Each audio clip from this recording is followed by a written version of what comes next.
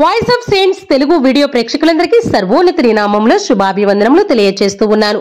ప్రియ క్రైస్తవ సహోదరి సహోదరులారా, రోమన్ క్యాథలిక్ గురువు, మత సాక్షి, శ్రీసభ పండితుడు, కార్మెల్ సభ సంస్కర్త అయినటువంటి పునీత సిలువ యోహాన్ గారి యొక్క జీవితాన్ని ఈ రోజు మన వీడియో ద్వారా తెలుసుకుందాము.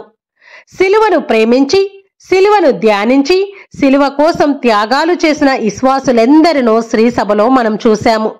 సిలువ అనేది కష్టాలకు, శ్రమలకు గుర్తు. కానీ క్రీస్తు ప్రభు వల్ల అది రక్షణకు గుర్తుగా మారిపోయింది.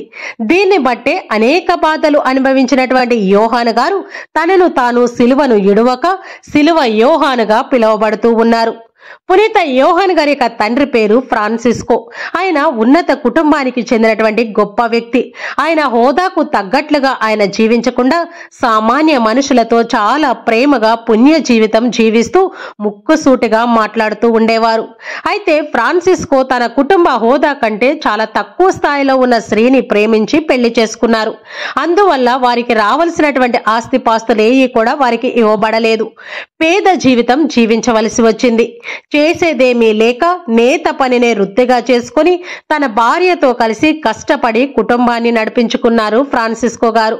వీరు ప్రేమకు గుర్తే పునీత సిలువ యోహాను గారు. సిలువ యోహాను గారు యొక్క చిన్నతనంలోనే తండ్రి మరణించారు. పుట్టినప్పుడే పేదరికము, పైగా తండ్రి ప్రేమకు నోచుకోలేదు. చాలని భోజనముతో పెరగడం వల్ల ఆయన శారీరకంగా చాలా బలహీనంగా ఉండేవారు.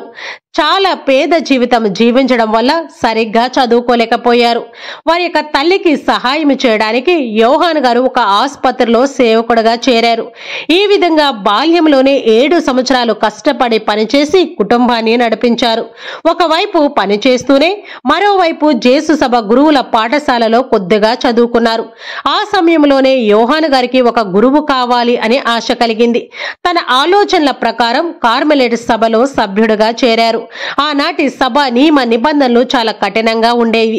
అయినా కూడా యోహాను గారు వాటినన్నిటిని ఆనందంగా పాటిస్తూ క్రీస్తు ప్రభు ప్రతినిధిగా పరిశుద్ధ గురువుగా అభిషేకించబడ్డారు. సిలువ జ్యోతిని ప్రపంచానికి తెలియచేయడానికి, సిలువ విజయం మానవ విజయంగా ప్రకటించడానికి ముందడుగు వేశారు పునీత సిలువ యోహాను గారు. ఆ రోజుల్లో ఫాదర్ సిలువ యోహాను గారికి సిస్టర్ అవిలాపురి తెరీసమ్మ గారితో పరిచయం ఏర్పడింది. ఆమె అప్పటికే కార్మెలైట్ సభను సంస్కరించి మహిళల కోసం ఒక సభను స్థాపించాలి అనే ఆలోచనలో ఉన్నారు. యోహాను గారిని కూడా ఒక సభ స్థాపించమని తెరీసమ్మ గారు కోరారు. తెరీసమ్మ గారి కోరిక మేరకు కార్మెలైట్ సభను కొద్దిగా మార్పులు చేసి సంస్థను ప్రారంభించారు యోహాను గారు. 5 సంవత్సరాల తర్వాత పునీత అవిలాపురి తెరీసమ్మ గారికి వారి యొక్క సభ సభ్యులకు యోహాను గారు ఆధ్యాత్మిక సలహాదారులుగా వ్యవహరించారు. వీరు కొత్తగా స్థాపించినటువంటి సభలోకి కొన్ని నియమ నిబంధనలు ప్రవేశపెట్టారు. ఆ నియమ నిబంధనలు కాస్త కఠినతరంగా ఉన్నవి. అవి ఏమిటి అంటే, ఆ సభలో ఉన్న వారు మాంసాహారం ముట్టుకోకూడదు, కటిక ఉపవాసం ఆచరిస్తూ ప్రార్థన మరియు ధ్యాన జీవితం జీవించాలి. ఈ విషయం అప్పటిలో స్థానిక స్త్రీ సభలో గొప్ప సంచలనంగా మారింది. అందువల్ల పూర్తిగా సభ నియమాలను పాటించలేని కొంతమంది గురువులు పునీత సిలువ యోహాను గారిని ఒక అవిధేయ సన్యాసిగా ముద్ర వేసి ఒక గదిలో నిర్బంధించారు. అలా 9 నెలలు యోహాను గారిని ఒంటరిగా ఒకటే గదిలో నిర్బంధించారు. యోహాను గారు ఆ గదిలో ఉన్నప్పుడు ప్రార్థన చేసుకుంటూ ఎన్నో దైవ దర్శనాలను పొందుకున్నారు. ఆధ్యాత్మికంగా బలం పుంజుకున్నారు. ఆ కాలంలోనే ఆయన ఆత్మకు అంధకార రాత్రి అనే పుస్తకాన్ని రాశారు. పునీత సిలువ యోహాను గారు 9 నెలలు ఒక గదిలో బంధించబడి ఉన్నప్పుడు ఆయనకు ఒక దుప్పట ఇవ్వబడింది. ఆ దుప్పటిని చింపి ఆయన ఒక త్రాడుగా పేనుకొని దాని ద్వారా ఆ గది నుండి తప్పించుకున్నారు. తర్వాత కొన్ని సంవత్సరాలకు ఆయన స్థాపించినటువంటి కార్మెలైట్ సభకు ప్రాంతీయ అధిపతిగా యోహాను గారు నియమితులయ్యారు. ఆయన తోటి వారిని చాలా ప్రేమగా ఆదరణంగా చూస్తూ ఉండేవారు. తన బాల్యంలో రోజు గడవడానికి ఎంత కష్టపడ్డారో జ్ఞాపకం చేసుకొని అటువంటి దీన పరిస్థితిలో ఉన్న వారిని ఆదుకోవడానికి ఆయన ఎంతగానో ప్రయాసపడుతూ ఉండేవారు. దీన పరిస్థితిలో ఉన్న ఎంతో మందికి సహాయం చేస్తూ ఉండేవారు. పేదలను ఆదుకుంటూ మంచి మంచి కార్యక్రమాలు చేస్తూ ఉండేవారు. దీనితో కొంతమంది లేనిపోని ఊహించుకొని ఆయనను అపార్థం చేసుకొని మత పెద్దలకు ఆయన పైన లేనిపోయిని చెప్పారు. దానితో మత పెద్దలు పునీత సిలువ యోహాను గారిని పదవి నుండి తొలగించి దూరంగా ఉన్నటువంటి ఒక మఠానికి బదిలీ చేశారు. వీరి యొక్క ఆధ్యాత్మిక మానసిక పరిస్థితిని సాటి గురువులే అర్థం చేసుకోలేకపోయారు.